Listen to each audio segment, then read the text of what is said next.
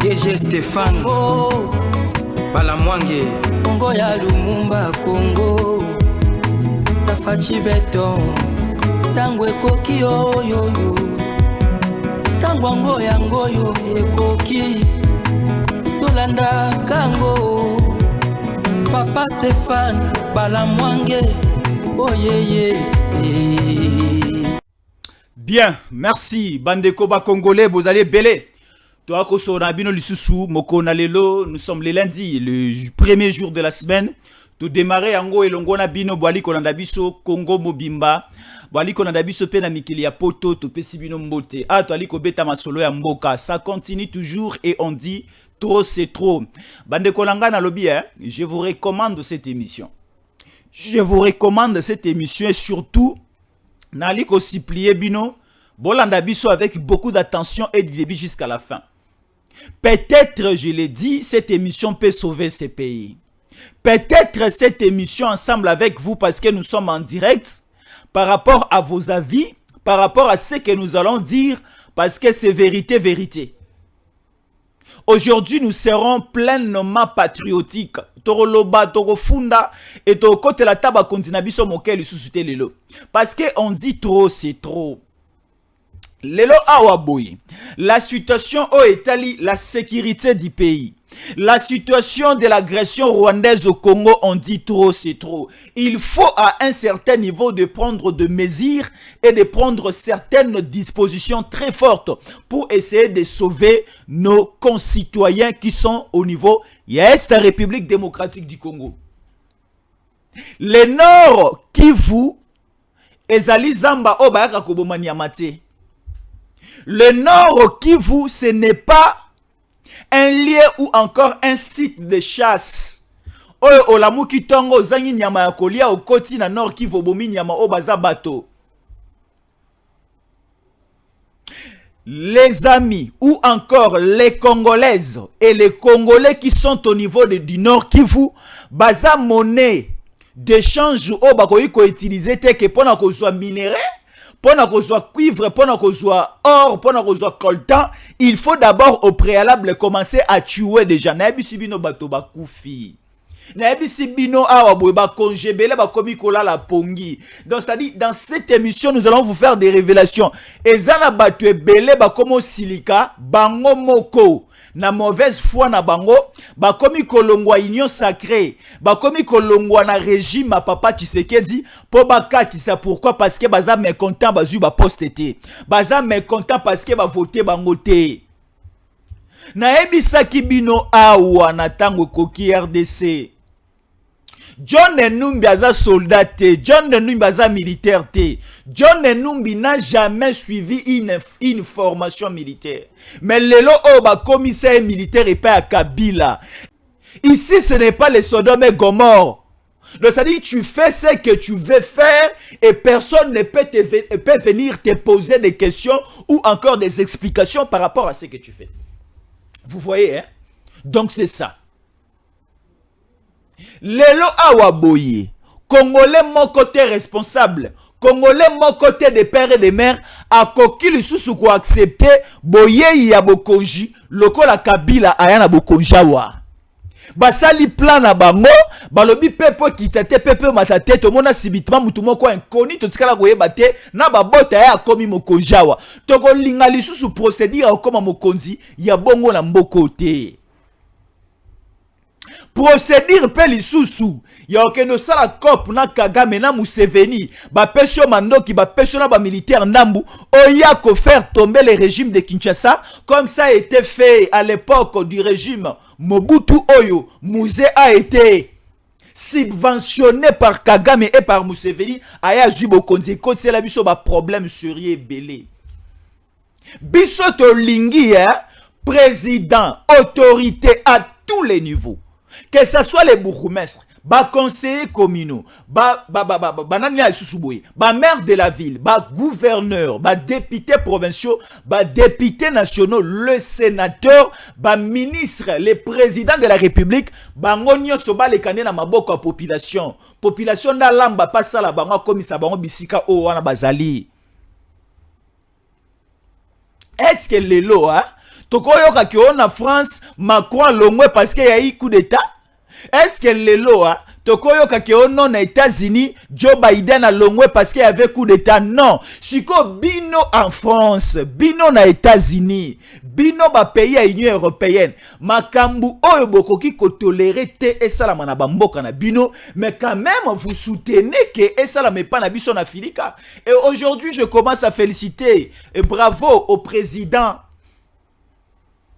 capitaine Ibrahim Traoré, le président burkinabé. Il a dit d'abord na longoli mboka nanga na CEDEAO. CEDEAO, c'est une communauté sous-régionale regroupant tous les pays y a Ouest Afrique. Alors bien na longoli mboka nangai Burkina Faso et aussi Ouagadougou, capitale burkinabèse, ne fait plus partie, n'est plus membre de la CEDEAO. Alors, tous ces présidents-là occidentaux sont responsables des massacres, sont responsables de la souffrance de l'Afrique. Alors, aujourd'hui, si les peuples africains, Balamouki Batelemité, ça sera toujours catastrophique et nous allons rester toujours dans cette position au Touanango. Aujourd'hui, l'homme blanc ne peut pas accepter l'avancée africain. Lelo Oyo, l'Europe, l'ancien continent, parce que le continent le plus ancien, c'est le continent européen. Awa verba 1600, awa verba 1700, ezalaka zamba bisobe na bisobe banyamande banda ovana na Filika. Mais l'Europe a déjà existé. Et mondele azwa ten kotonga et pas naye azwa ten kotonga continent naye na ba matière première uta awa na Filika. Et nous les Congo, nous sommes parmi le pays africain le plus riche par notre sous-sol, par notre sol et par la forêt équatoriale où plus ou moins 80% ou encore je peux dire 70% appartient au Congo. Nous avons de l'eau, le fleuve Congo. Aujourd'hui, on nous dit le fleuve le plus long de l'Afrique, c'est le fleuve Nil qui se trouve au niveau de l'Égypte. Le deuxième fleuve en Afrique, de par sa longueur, de par sa puissance, de par son débit, c'est le fleuve Congo. La source du fleuve Congo est Bandina Lualaba. Et Keiko, si la ti est chité embouchée à fleuve Congo, c'est au niveau de Mwanda, où le fleuve Congo jette de l'eau vers l'océan Atlantique. Donc tout cela, ça montre que nous pouvons être na capacité à vivre na bisomoko si aujourd'hui nos autorités prennent une bonne position. Vous voyez, hein? Si qu'on lelo awaboye. Comportement oyo ba Congolais ebele bazui na ba paya o ebele na loyenge ba komo la biso na mboko ke baza ya mboko te. Lelo Katumbi asilike la biso. Katumbi nenga bozomona azoloba te azana kanda makasi parce qu'il a dépensé de l'argent, il a misé de son argent. Selon lui, il a fait la campagne à l'américaine plus que Joe Biden, plus que Donald Trump, mais peuple congolais est voté. Au finish à Siliki, il faut abimisa siko mosolonaye à soutenir bateau bazana zamba ou encore embrièmement insécurité kota baleka sur la table de dialogue ou encore ba soutenir rébellion wana est à la force et comme à la Kinshasa et destituer le président Tshisekedi bango bazwa la main du pouvoir, la gestion du pays, comme ça, ça na Congo, oh, bango balingi. Maintenant, ba manœuvre ne sont au lingangote. C'est la population congolaise. Oyo ezwa décision, ya olongola Kabila na mboko yo. Et il y a un papa à Bengingaï. Bolimbisanga, c'est papa Aza Wazalendo, patriote. A Ebisinga Jésus Yankole, na émission na bino na tango koki, il faut dire au parlement ba kwa isana no mobeko o balobi la loi portant sur les statuts d'anciens chefs d'État. La loi portant sur la protection d'anciens chefs d'État. La loi portant sur statut d'anciens chefs d'État. Parce que cette loi protège jusqu'à la moelle épinière Kabila. Kabila a des dossiers qu'il faut suivre. Rappelez-vous des massacres de Bundudia Congo, Bundudia Mayala au niveau du Congo central. Talabato Bakoufa, c'était vers l'année 2008. Moi, j'étais au Congo central. Moi, je suis Kassayen, mais né et grandi dans la province du Congo central, la ville portuaire et cosmopolite de Matadi. Je connais le Congo central de A à Z, de Kassangou la Mwanda. Je maîtrise la province du Congo central. Je parle aussi mieux et bien le Kikongo. Mouké Toubaka Kinkongo. Je connais bien la culture Nkongo. Alors, il y avait les Bundu dia Mayala, les Bundu dia Congo au niveau de Luozi, au niveau de Manianga, Oyo Bakoufa, parce qu'ils revendiquaient Makambu Oyo et Banaï ko appartenir na bango mais Boma Bango Bakoufa. Et la personne qui détenait les rapports sur les massacres de Bundu dia Congo, Bundu dia Mayala, Tunanganani. Floribert Chebea. Batu wana babomaki, batu balingaki vérité bimate, baebisaka biso lokute yaka na sincère. Mais vérité yaka male men escalier pe komaka. Tala vérité lelo oyo, babomaki vérité oyo lokola milinga ata ofiniki yango dra. Ata osali ndenge ekoluka toujours canal de sortie. Lelo vérité bima. Baboma Floribert Chebea. Pona ba massacre rapport azalaki nango ya Bundu dia Mayala et Bundu dia Congo na Congo central avec Nemwanda Ntsemi, paix à son âme. Vous voyez, hein? Donc na mboko yo, il faut certaines lois ba kwa isayango. Il ne faut pas dire que la loi portant statut d'ancien chef d'État, ça va aussi profiter à Tshisekedi. Non, non, on n'a pas besoin que demain ou après-demain, tu sais qu'il aussi a comme ancien chef d'État, la loi va profiter. Non. S'il y a des lois, qui taillent sur mesure à la taille de Kabila pour lui protéger après son pouvoir, il faut reconnaître même si tu sais qu'il peut à reconnaître ancien chef d'État. Parce que biso stoko leka ba konzalelo ba oleka. Ba yeba ki déjà que ma beza makasi. Alors il faut déjà tailler des lois. Il faut déjà construire, faire des lois. Ouais, que ça là qui est protégé. Interpeller des bateaux. Nous avons besoin de demander d'explication à bateau. Toyoka. Aujourd'hui, la force de Kagame, ce n'est pas simplement l'Occident. La force de Kagame, on ne peut pas toujours commencer à dire la force de Kagame, c'est l'Union européenne. La force de Kagame, c'est la communauté internationale, c'est les États-Unis d'Amérique. Non. La force de Kagame, d'abord, c'est aussi au niveau du Congo en interne et place aux alliés. Je suivais mon vieux que j'aime beaucoup, Papa Albert Moleka. Papa Albert Moleka alobi, naba service à renseignement, c'est très important. Écoute à lobby, il félicite les Rwandais na service de renseignement. Pourquoi? Parce que azo infiltré Congo. Rwanda nenga zabo azo tinda basine ya ndumba na Congo ba ko séduire ba Congolais. Rwanda azo tinda mibali ne ya kitoko ya milaya ya pembe bozana mwambongo ba ko linga basi congolaise. Babota na bango infiltration kola. Biso pe to lobby to tinda basi na biso ya pembe ya Kisasa na Kigali. Ba kende ko séduire les Rwandais babota pena bango infiltration congolaise kota to kota bango tina aner to kota bango tina deuxième na bango to kota tina bisope. Essayons un peu de booster, hein? Essayons un peu de pousser cette infiltration congolaise to kota pe Rwanda ponga so lelo balobi batindika ngai na ba service na biso na kene ko infiltrer Rwanda na ko umela te ba obomanga parce que Kagame alingi ngate. Kagame na liko che panzi likolo jour et nuit. Ngai ko simba te. Mais toluka ba kinwa moko boya courage boko ta Rwanda te. Bo sala kaneti boko sala commerce bo infiltrer pe Rwanda. Basi na biso ya Kisasa boso enga na boulevard. Allez au Rwanda.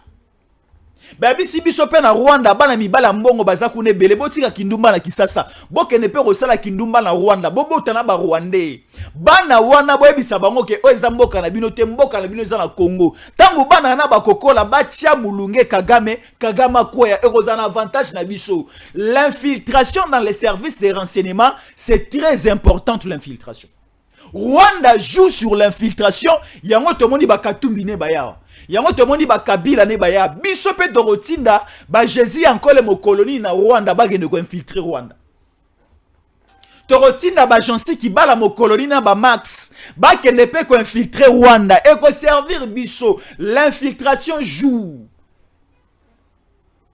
Est-ce que vous connaissez l'histoire de Jeanne d'Arc? Jeanne d'Arc c'était une femme, une dame très puissante de l'époque. À l'époque, il y a deuxième mois encore, Première Guerre mondiale, il avait joué une carte, cette dame française. Vous connaissez l'histoire entre la France, l'Allemagne, ainsi de suite, la Grande-Bretagne. L'infiltration joue un rôle très important. Il faut infiltrer les Rwandais.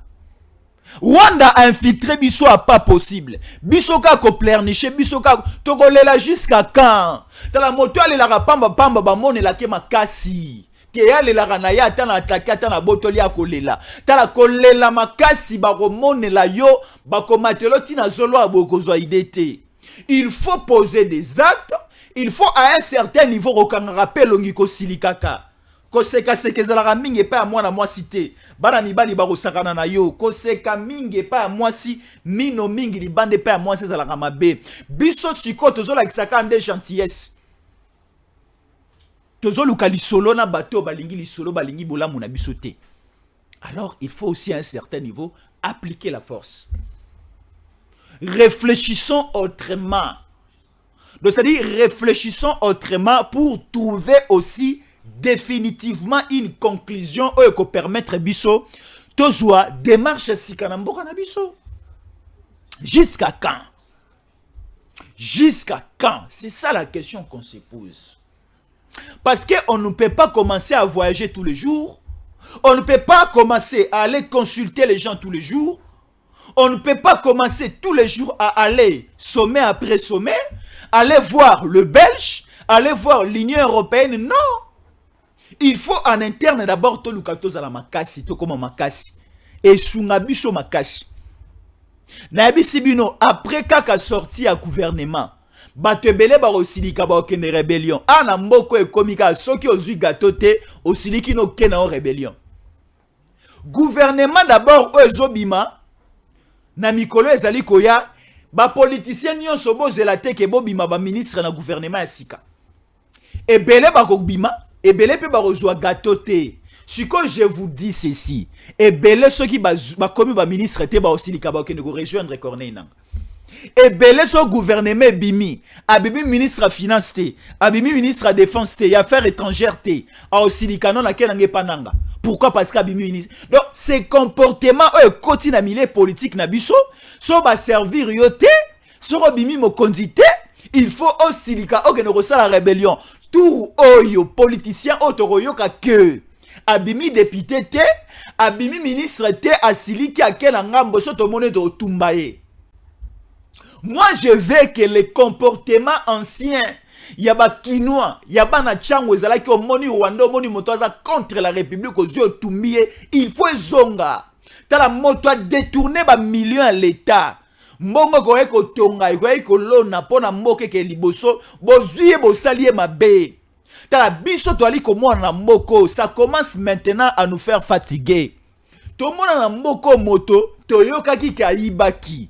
Toyoka ki ke a détourné mais après X ta azongi lisusu na manette de commande. Et ta bazongi sene sika o pas ali ali ko sala pe logote.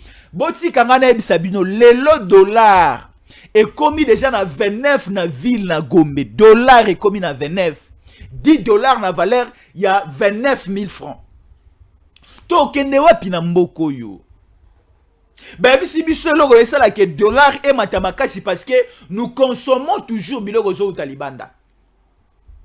Mais pourquoi ne pas créer une politique ya sika ou ko sala ke consommons congolais produisons au Congo et consommons congolais. Toza na mabele te tolo na loso te.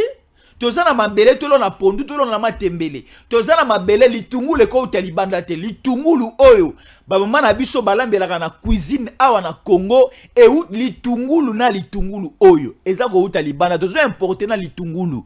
Tozali ko importer na ai. Na mungwa oyo ya pamba ezo utalibanda. Bozomona, trop c'est trop. Alors, aujourd'hui, Tolingi Lisusu, t'es que les 5 prochaines années, Oya Mokonza Mboka, est à des années des exquises. Non. Le deuxième mandat, c'est un mandat de détermination. Nous, notre souci, Congolais ne soit à Kitoko, Congolais ne soit à vivre dans des conditions malam. Tala, ba maman nangai bazali en Angleterre. Ba maman belé bazali ko benga na Manchester, ba msu bali ko benga na Londres balobi. Oui, n'importe pe bato ba souffrira bazalaka. Mais la poto mutazanga elamba ko lata te, mutazanga ape miliki ya ko melaza te. Moi c'est moula rolia na moi pourquoi pas à la rater. Mais à quelque part aussi des gens qui souffrent. Mais d'abord des choses un peu préliminaires et ko zanga bana mbok na kisasa awa.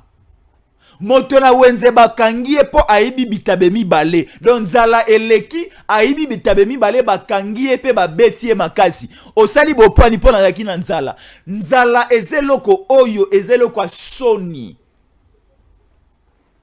Eloko ya soni. Parce que na sima ya nzala ok pa babokilo.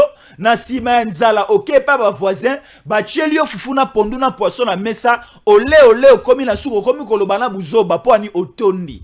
Oh moni bato ya sima kuna balinga abino te tozalaki kuna bango bazotonga bino makasi balobi ke mwana bino ya mwasi wana bimaka buto aza ndumba zonga na donc ça dit ole fufu et commission biloba loba il faut to longwa na étape wana ya ke fufu semoule et comme un luxe miliki soko moni miliki mutawa mela miliki omoni yango aza soki na nyabo okele na zu obwakele mbasu po ani po aka komela miliki est-ce que miliki eza luxe?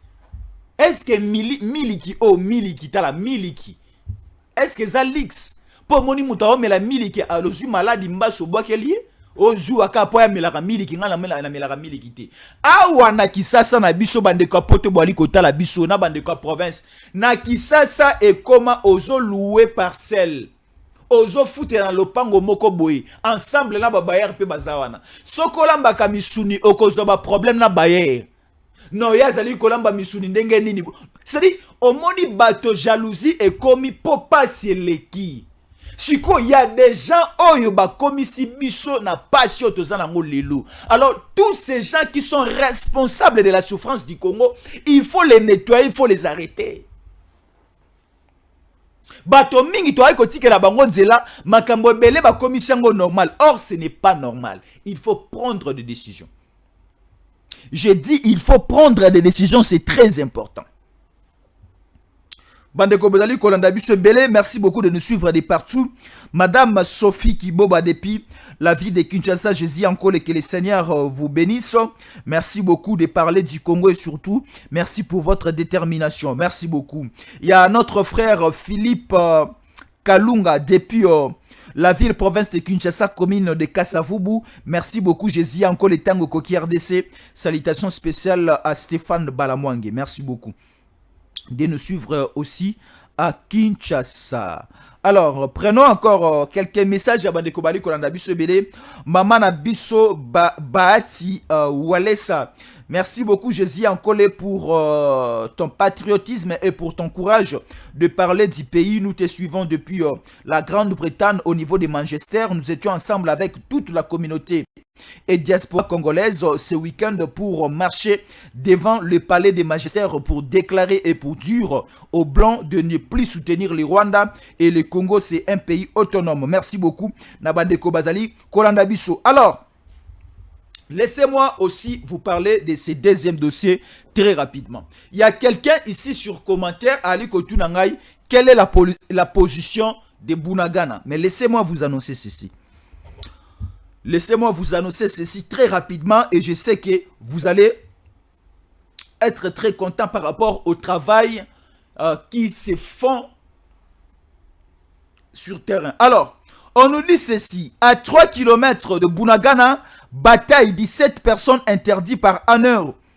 17 personnes interdites par honneur de quitter Kinshasa. Fachi et Fas Kagame. Donc, au niveau Oyotokomi, vous voyez, hein, les voyages du président Fachi n'Angola, les voyages du président Fachi na Belgique, les voyages du président Fachi na Turquie, parce que le président Fachi tang alongo Angola à Belgique.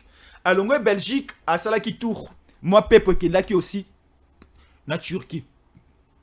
Alors, on nous dit, les Wazalendo, na loba kiango en émission il y a 2 jours passés. Les Wazalendo ont dit ceci.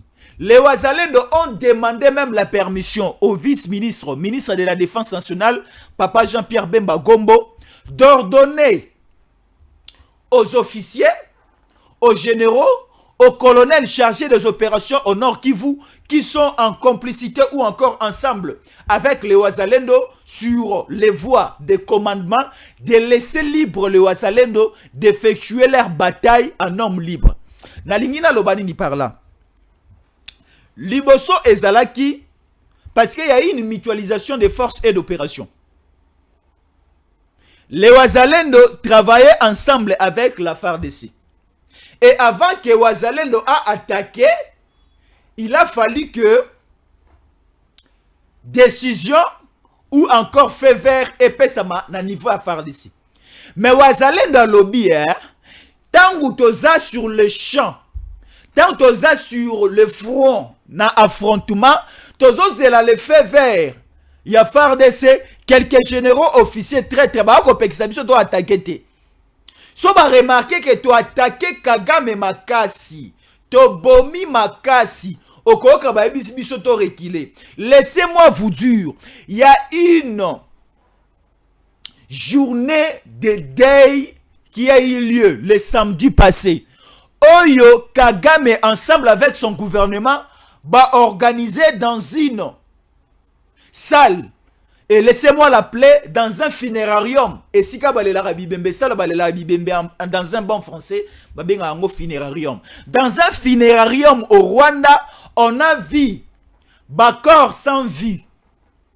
Il y a des militaires rwandais, qui sont dans le Congo, mais qui sont na Rwanda. Et exposé bango ebele makasi nazana bilili mais moi bilili ya bibembe zalaka moi somo na kotala po bilenge bana pe bali kotala biso na moni samedi ebembe bibembe ebele na Rwanda et tous ces bibembe tous ces décès tous ces morts bakoufeli toutes ces morts bakoufeli na Congo bake siko ba organiser journée moko spéciale pour balela bango na kanisi ndenge tango incendie ou encore courant et bomagi ba mama na biso batekaka na wenzi ya matadi kibala courant à haute tension et kweyaki et kweli mai ba mama banda ekoteka na sewana et bomi plus ou moins 40 à 50 mamans et l'état congolais il y a 2 ans passés bazwa ki ba mama en charge et je me rappelle tant babimisi 50 bibembe na morgue baye kotia yango na terrain moko ezalaka velodrome na commune Kitambo 50 cercueils batia yango na terrain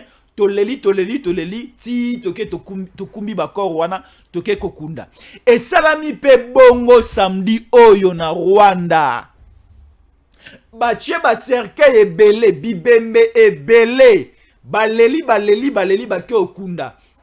Et qui est responsable de tous ces bibembe? Eza Kagame. Kagame azo zwa bilenge mibali ya Rwanda. Bazo zwa bango par force. Balatisi bango teni. Batindi bango na Congo. Mais bazo kufa pe lokola bibwele. Awa siko Wazalendo lobby pardon s'il vous plaît. Tolingi siko o akende ngambo o pa kende ndambo. Nenge Koffi Olomide aemba na nzembo na ye ya diabolos. Alobi satana aye pa nzambe. Nzambe tikela nga Job. Na mekaye nanu. Nzambe alobi non atikelo nzela kende pas Job. Job accueilli, il a été menacé par le diable. À perdre ba troupeau, à perdre ba bien, à perdre mosa, à perdre bana. Nzoto esili Job maladi makasi. Satana azali kozela Job afinga nzambe. Jo balobi na kotika la ofinga nzambe na ngai te, quel que soit le cas, quelle que soit la condition. Biso pe awa tokotika la ka jamais ko abandonner mboka. Tokotika la ka jamais ko abandonner le président Tshisekedi, même si le pur Ekumati Makasi na Congo. Nous allons toujours soutenir notre chef, notre président de la République, parce que le soutien à la population n'est que ça la ke Makasi ya mokonzi e matalisu sur likolo Makasi. Awa ba ebisi biso ba wazalendo. Boyoka, ba wazalendo balobi pardon, commandement ya FARDC botia yango mopanzi etika la pona ba militaire, biso toza ba militaire, toza répertorié, toza enregistré na FARDC te. Botika biso de kenzala na biso. On nous dit présentement il y a un wazalendo qui vient de nous appeler à 3 km de Bunagana vers le Rutshuru. Il y a des batailles au ezali ko Bundama où on a déjà neutralisé 17 M23 résidents au niveau de Bunagana. Parce que c'est quoi? Balongara Bunagana balingara ba percer, ba bima, ba kota, ba ya ba progresser. Et en progressant, ba koutana ba wazalendo o baza cap vers Bunagana. Neutraliser 17 personnes. Et certains civils aussi. Tala ezana bato mosusu oyo alataka tenite. Mais azana ba service ya renseignement atindaka son et pas ya Kagame atinaka information et pas ba M23. Ah tomoni position ba faire de ces aboués. Ba wazalendo balali pongi boko kene ko bombarder. Ba ici biso 17 personnes aussi sont maîtrisées par l'ANER. Te ici bino mokonzi redoka ANER na Nord Kivu ba maîtriser qui est. Mais oh yazali ko jouer ben terrain ba ici biso aza tout fait tout flamme kanda lokola ya Lyon. Lion nzala zara na matoite. Lion nzala atakuta na fumi ya kolongola koleka. Atakuta na mpesa koleka. Son souci ezaka eloko kota na estomac. Ngasi kona sepela na ngala ntaba soka le tondi azwaka su mususu ale abombi na kata poche na kati. Tanga oyoka su nzala musu ya sika arimine abimisi aleka osi aliaki mabomba na poche na kati. Il faut avoir l'estomac. Ya moi ntabe sala moi bien. Ya bimisaka o aliaki muso abombaki na poche ekoti na libumute ken estomate e na poche na mo na kati tanga kolia alia tondi na ekoti na estomac ekoti na libumu akolia mususu ache ekoti siko na kati ya poche nde akoya ko riminer après et aye ko consommer en sous en second lieu. Merci beaucoup pour la démarche. Que Dieu garde les wazalendo. Que Dieu bénisse les wazalendo. Et virage au asuka ba komi nango parce que 3 km asu musikate. Na lobi ya 3 km asu musikate. Parce que na 3 km okoki pe ko larguer bombe et comme il peut être tombé na 3 km. 3 km à musika. Ba ebisi biso déjà les wazalendo ba komi à 3 km de Bunagana. À 3 km de Bunagana, bazali ko percer. Tobonde la pona bango. Nzamba sunga bango. Masasi nyonso o ennemi a ko betezo bango te. Parce que chez les wazalendo l'avantage c'est quoi? Wazalendo ya solo, wazalendo ya Kigali ya Gizeni te. Wazalendo ya tuti Rwanda te, wazalendo ya solo infiltré te. Wazalendo ya solo so akoti moto zikate.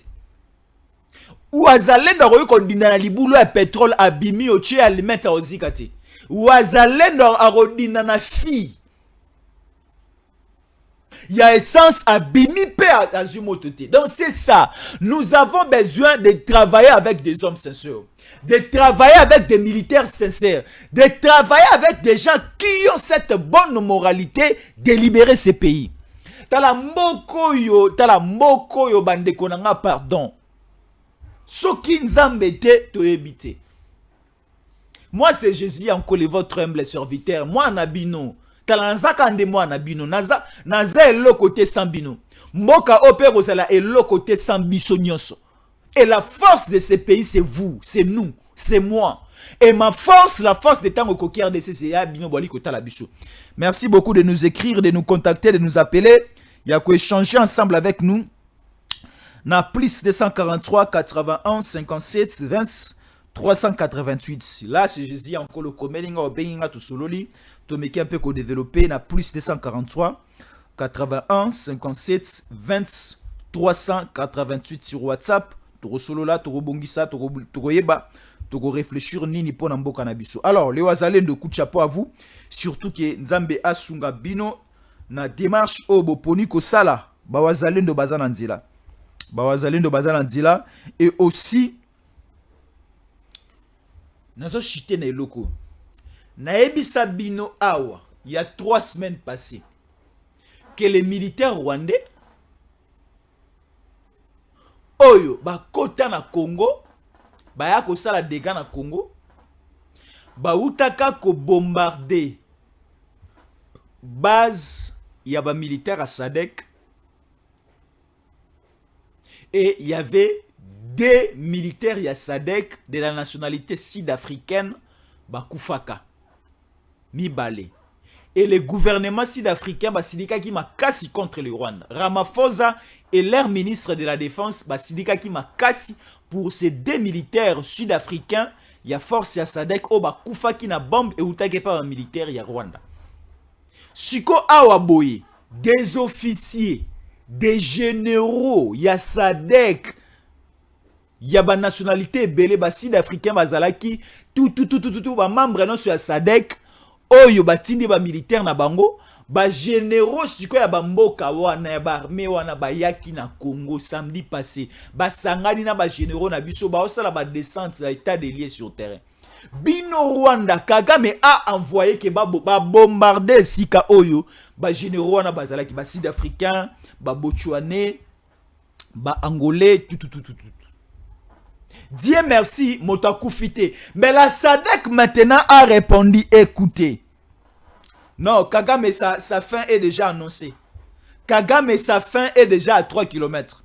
Kagame, on ne sait pas. La Sadek décide d'envahir le Rwanda.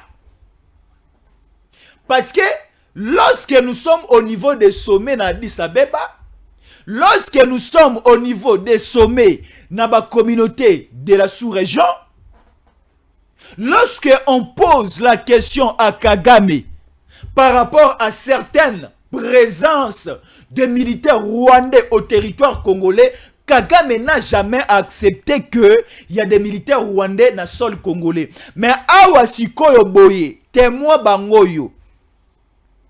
Sadek yemoko ye.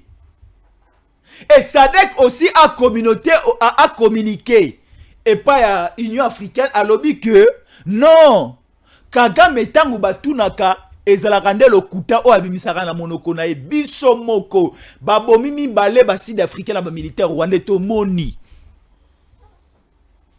Siko la Sadek prend la décision d'envahir le Rwanda.